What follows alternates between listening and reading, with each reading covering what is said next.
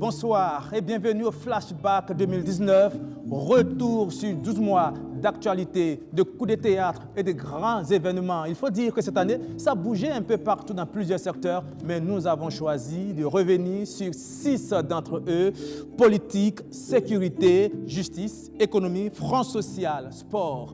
Pour chaque rubrique, il y aura un récapitulatif des temps forts qui ont marqué l'année 2019 et puis un invité avec qui nous allons commenter, analyser et puis décrypter. En politique, donc, nous recevrons le docteur Abdul Karim Saïdou. Il est politologue, enseignant-chercheur en sciences juridiques et politiques à l'université Ouagadougou.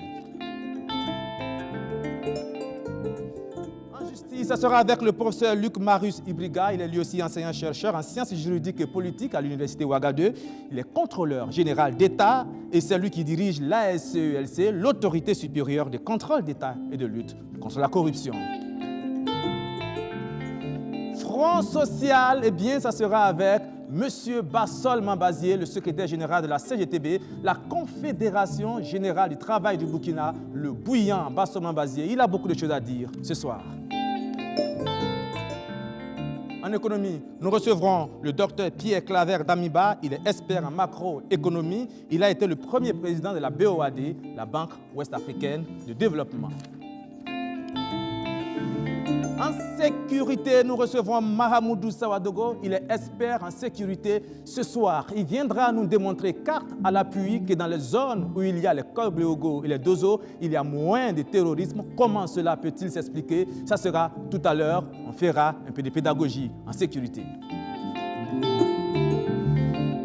Et puis, en sport, nous allons recevoir le ministre des Sports lui-même, Daouda Azoupio. Il sera là avec John William Somda qui va l'accompagner dans l'entretien. Le ministre des Sports sera là. Et ce n'est pas encore fini. Ce soir, nous avons un 7e invité que nous avons appelé l'invité surprise. C'est une personne qui s'est distinguée dans son secteur d'activité par son dynamisme. Nous allons le recevoir, nous allons faire passer un portrait rapide et puis nous allons nous entretenir avec lui. Il y a ses collaborateurs et ses proches à qui nous avons donné la parole et qui lui ont parlé. Ça sera un grand moment de télévision. Restez sur BF1. Je précise que nous serons 4 à conduire cette émission. Justement, pour la rubrique Justice, je reçois maintenant Roméo Koyeta.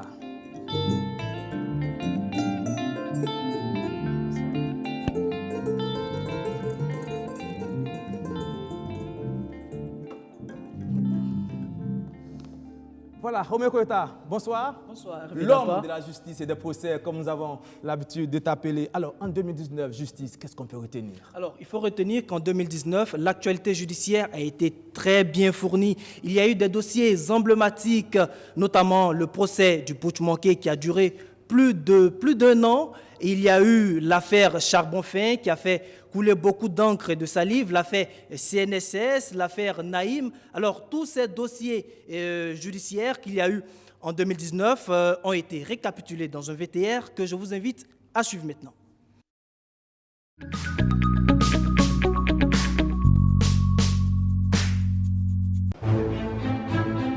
Il a été l'un des dossiers judiciaires les plus emblématiques de l'année 2019. Le procès du Putsch-Manqué de septembre 2015 a livré son verdict le 2 septembre dernier, après près de 19 mois d'audience. Les généraux Gilbert Diendéré et Djibril Bassolé, principaux accusés dans ce dossier, ont respectivement été condamnés à 10 et 20 années de prison ferme.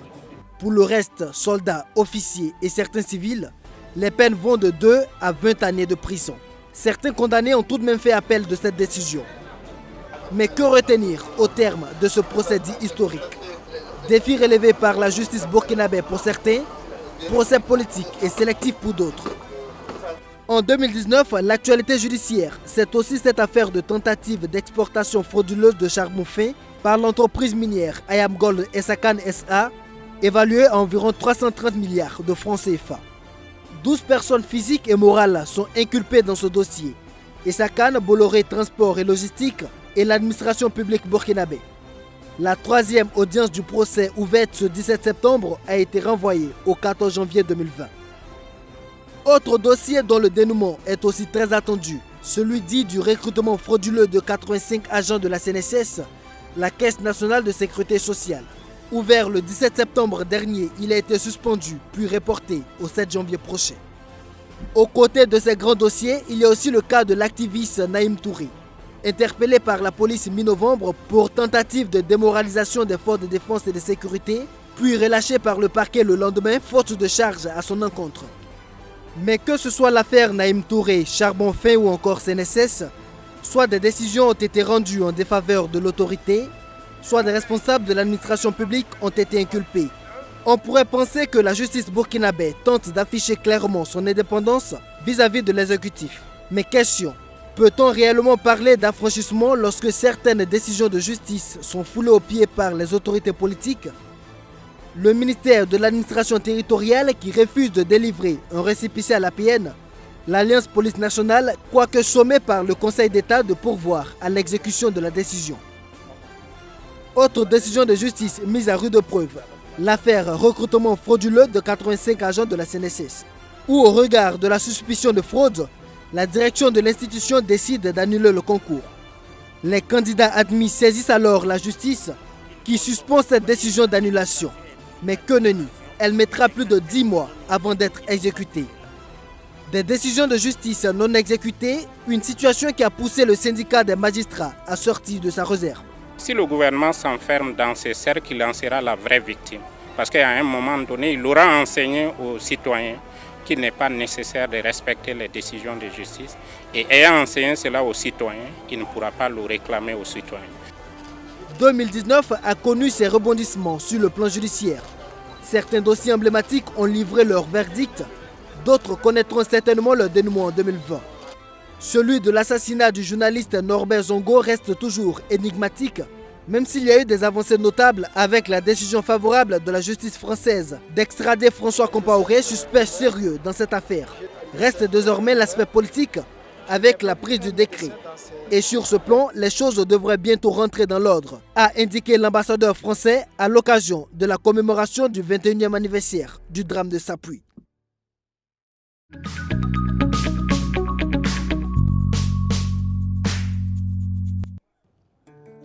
Voilà pour ce qui est du récapitulatif des temps forts de la justice en 2019 et comme annoncé en début d'émission, pour commenter, analyser et décrypter cela, nous recevons maintenant sur ce plateau le professeur Luc Marius Ibriga.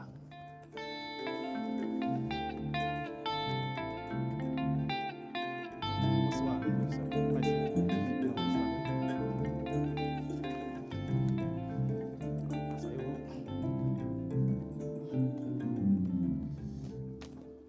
Voilà, Roméo Koïta, l'invité est là, il est à vous. Ok, merci. Bonsoir encore, professeur. Bonsoir. Et merci d'avoir répondu à notre invitation. Alors, tout de suite, pour commencer, vous avez suivi le VTA avec nous. Plusieurs sujets ont émaillé l'actualité judiciaire en 2019. Mais vous, qui êtes homme de droit, est-ce qu'on peut dire qu'aujourd'hui, la justice burkinabé est indépendante? Je pense que la justice burkinabé a tous les éléments pour être indépendante. Parce qu'il existe le corpus juridique et institutionnel pour être indépendant. Aujourd'hui, le Conseil supérieur de la magistrature n'est plus présidé par le chef de l'État. Les magistrats, pour occuper de hautes fonctions, doivent être élus et désignés par leur pairs. Et aujourd'hui, le ministre de la Justice n'a pas le pouvoir d'injonction vis-à-vis des magistrats. On peut dire que les éléments sont réunis. Mais il y a un dernier élément qui est important, c'est que les juges eux-mêmes aient confiance en la justice et puissent dire la justice. Parce qu'il est trop facile, la plupart du temps, de parler de pression quand soi-même on va au-devant de la pression.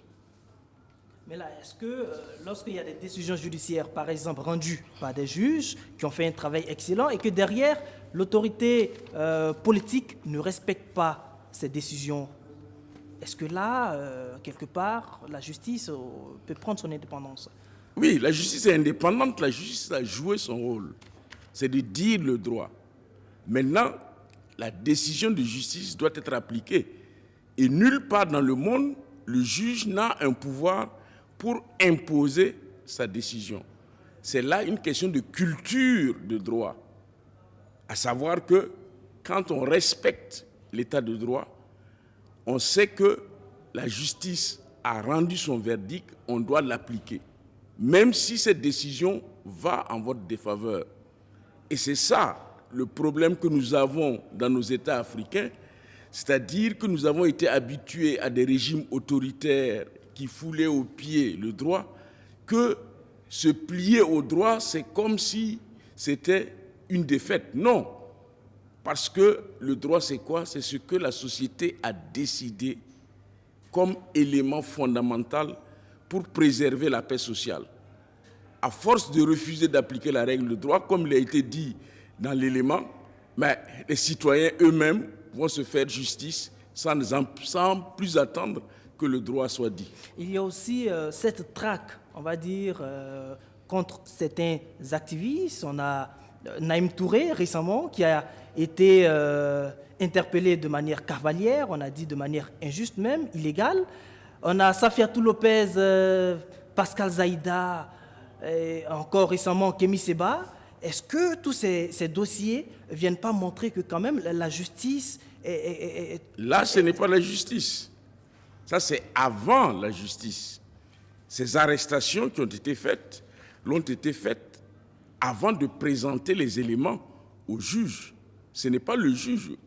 Vous avez bien montré dans votre élément que le juge a considéré que les procédures n'avaient pas été respectées et que ce faisant, il fallait élargir ces personnes. Vous avez vu que dans l'affaire Kemas et tout récemment, l'activiste pour le franc CFA, la décision de justice qui a été rendue n'était pas une décision telle qu'on aurait pu l'attendre à d'autres moments où on aurait chargé véritablement l'élément pour cette offense au chef de l'État ou cet outrage au chef de l'État.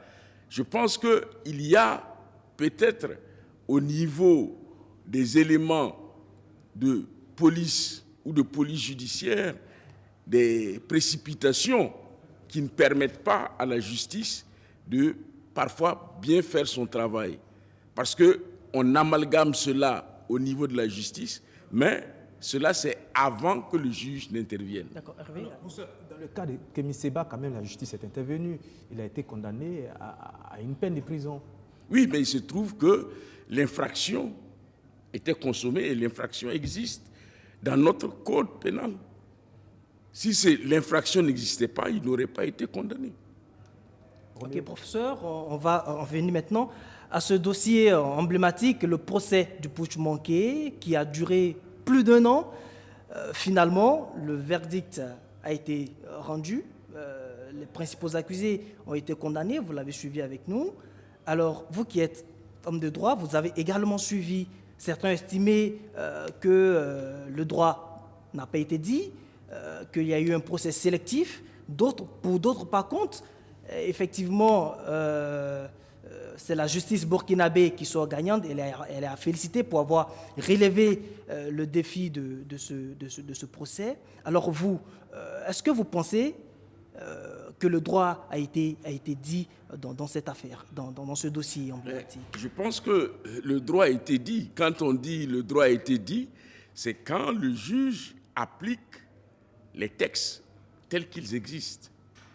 D'aucuns avaient imaginé que ce serait un procès politique et que les individus auraient été chargés avec des condamnations aux travaux forcés à perpétuité comme cela se faisait. Mais ce procès a grandi la justice burkinabé. Mais est-ce que la vérité des faits, certains estiment que la vérité n'est pas su dans cette affaire? Oui, la vérité des faits, elle est dans la possibilité que les uns et les autres ont de dire la vérité. Parce que le juge, quand il tranche un litige, n'a pas la prétention de dire la vérité. Il a la prétention d'appliquer le droit sur la base des faits qui sont à sa connaissance. Mais c'est le parquet qui accuse, c'est le parquet qui doit chercher les éléments de preuve. Mais le juge, quand il écoute, pourquoi ce procès grandit le Burkina Faso? Parce que pendant près d'1 an, on a donné la possibilité aux uns aux autres de dire ce qu'ils avaient à dire. on a donné la possibilité de remettre des procédures en cause pour respecter la règle de droit. On a même eu à modifier des règles pour tenir compte du respect des droits de la défense. Je crois que cela respecte le droit. Mais quand le juge tranche un litige, il tranche le litige sur la base du droit, il ne dit pas qu'il dit la vérité. Dans la mesure où il y a une possibilité d'appel et de cassation, je pense que, de ce point de vue, la vérité peut être rétablie. Si on pense que la vérité n'a pas été dite, on peut aller en appel et la vérité sera rétablie. Alors l'autre importance de ce procès, c'est qu'on a pensé que le verdict aurait pu quand même avoir un impact sur la cohésion et la réconciliation, ça a été dit un peu partout. Mais est-ce que vous avez l'impression que ce but a été finalement atteint? Je pense que beaucoup de personnes se sont félicitées, non pas de la clémence du verdict, mais du caractère modéré des peines. Parce que d'aucuns s'attendaient à ce qu'il y ait des peines maximales qui soient prononcées. Avant la fin et la suppression de la peine de mort, d'aucuns même pensaient que des sanctions de peine de mort seraient, au niveau du verdict, seraient prononcées. Mais quand on regarde les sanctions qui ont été données, le juge a donné au droit sa fonction première, permettre aux hommes de pouvoir vivre ensemble dans une société et à ceux qui ont eu à se tromper de pouvoir se racheter en étant réintégrés dans la société. Je vous dirai une chose, quand vous êtes condamné à 20 ans, vous ne ferez pas 20 ans, parce que vous avez des remises de peine pour bonne conduite et autres. En réalité, vous risquez de faire peut-être une dizaine d'années et parfois même moins de 10 ans. On pourrait s'attendre rapidement à des grâces, on va dire, au-delà de... Cela dépend des hommes politiques, puisque l'amnistie est de la prérogative du chef de l'État. Et de ce point de vue, il faut que la proposition soit faite et que le président du Faso puisse aller dans ce sens. Alors revenons maintenant à ce dossier, l'affaire Yirgou, qui aujourd'hui a fait son premier anniversaire de ce drame-là. On apprend que 180 personnes ont été interpellées, seulement 12 ont été inculpées. Alors, est-ce que le politique a été pour quelque chose dans la lenteur de ce dossier? Ça a été dénoncé, c'est estimé que le dossier a été très lent, ou bien on peut considérer que c'est juste le temps de la justice? Je pense qu'aujourd'hui, les Burkinabés doivent savoir que la justice ne marche pas au même rythme que nos desiderata.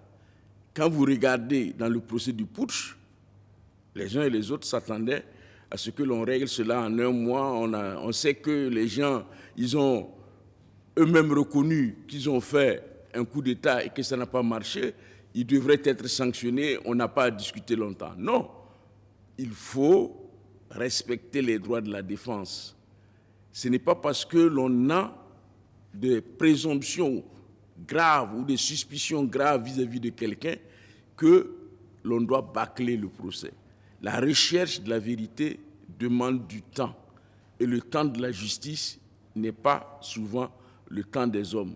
À se précipiter pour rendre des décisions hâtives, on peut être dans l'erreur et l'erreur en justice se répare difficilement. Alors cette autre affaire, l'affaire du bunker de l'ancien ministre de la Défense, invité à justifier la provenance de ces fonds qui ont servi à la construction de ce château, on va dire. Alors, le dossier suit son cours dans la mesure où c'est la procédure du délit d'apparence qui a été mise en œuvre.